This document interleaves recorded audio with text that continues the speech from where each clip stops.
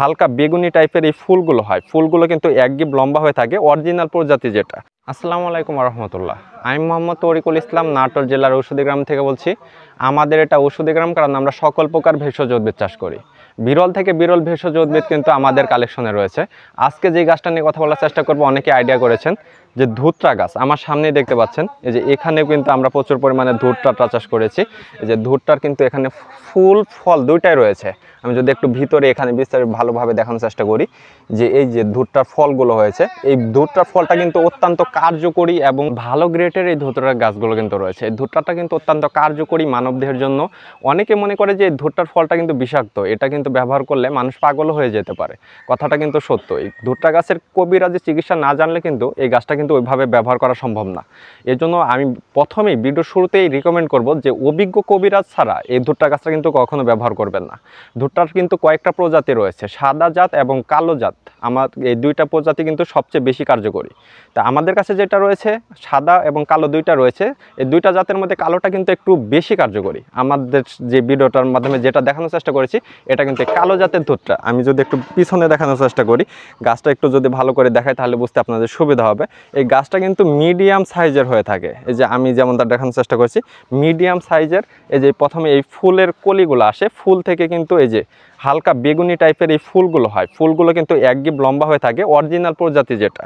Original প্রজাতির এই ধুতরাগুলোর বৈশিষ্ট্য যেমনটা দেখানোর চেষ্টা করছি, এই যে নিচের সাইডে ধুতরা ফলটা কিন্তু অত্যন্ত কাঁটাযুক্ত এবং এটার ভিতরে কিন্তু এটা প্রচুর শক্ত জাতীয় ফল। এই ধুতরা গাছের কয়েকটা অংশ ব্যবহার করা হয়ে থাকে। যেমনটা বলছে যে এই ধুতরা গাছের কয়েকটা অংশ ব্যবহার করা থাকে।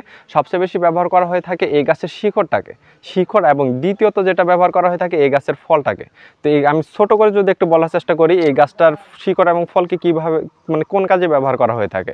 তো এই ধুতরা গাছের যে শিকড়টা রয়েছে এবং ফলটা রয়েছে, যাদের হচ্ছে অত্যন্ত বিষাক্ত পোকামাকড় থেকে শুরু করে, যে দেখা যাচ্ছে অনেক সময় হচ্ছে বিচ্ছু থেকে শুরু করে অত্যন্ত বিষাক্ত যে পোকামাকড় যেগুলো যদি দংশন করে থাকে, তাহলে কিন্তু তাদের ক্ষেত্রে কিন্তু এই ধুতরা গাছের যে ফল বা শিকড়ের রস রয়েছে, ওই রসটা কিন্তু ব্যবহার করা হয়ে থাকে। এছাড়া কিন্তু অনেক বিরল এবং হচ্ছে যে গুরুত্বপূর্ণ কিছু সেন্সিটিভ রোগ রয়েছে, সেই ক্ষেত্রে কিন্তু কবিরাজগণ এই ধুতরা গাছের ফলটাকে এবং এটার শিকড়টাকে ব্যবহার করে থাকে।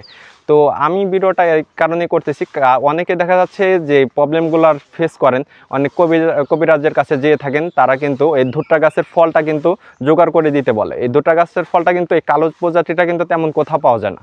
কারো যদি নিজের ব্যবহারের জন্য বাড়িতে লাগানোর জন্য সৌন্দর্য বর্ধনের জন্য যদি প্রয়োজন হয়, সরাসরি কিন্তু আমার স্ক্রিনে ফোন নাম্বার দেওয়া আছে, ফোন থেকে কিন্তু সরাসরি যোগাযোগ করে এই ধুতরা গাছ সহ অন্যান্য যে ভেষজ উদ্ভিদ রয়েছে, আমাদের নার্সারিতে প্রায় 550-এর উপরে ভেষজ উদ্ভিদের আইটেম রয়েছে। কারো যদি প্রয়োজন হয় সরাসরি কিন্তু আমাদের এলাকাতে এসে নিয়ে যেতে পারেন। এছাড়া কিন্তু কুরিয়ার মাধ্যমে, যাদের বাসা দূরে আসতে একটু প্রবলেম হবে, কুরিয়ারের মাধ্যমে কিন্তু এই গাছের চারাগুলো নিতে পারেন। তো আজকের ভিডিওটা আর বেশি বড় করতে চাচ্ছি না। পরবর্তীতে আমাদের এলাকার নতুন কোনো ভেষজ উদ্ভিদ নিয়ে কথা বলার চেষ্টা করব।